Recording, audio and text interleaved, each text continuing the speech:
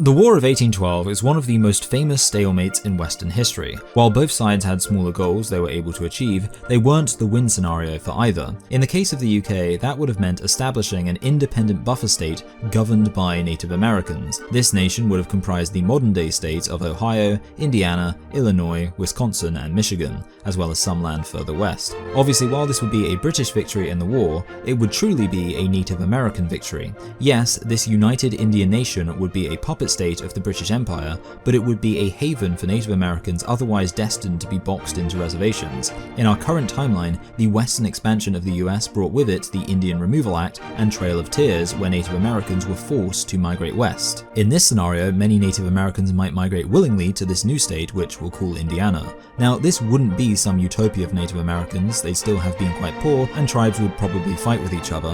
However, the UK would have every reason to intervene to keep this barrier state strong, so it could counteract American influence. Also, since America defined its opposition to the British Empire very much in ideological terms with the Declaration of Independence, Britain would absolutely want to present the new state of Indiana as a success of British influence. And none of this is to discount the fact that Native Americans would certainly be capable of working hard to make this nation prosperous. However, American expansion really has only just begun, and it's likely that this barrier state wouldn't function as a buffer for conflict, but instead a focus point for conflict going forward. Britain would be poised to further their domination of North America over their former colony, but it's also true that if they were overstretched, then they may struggle to defend Indiana in the coming decades. Check the comments if you're interested in part 2 of this alternative history series.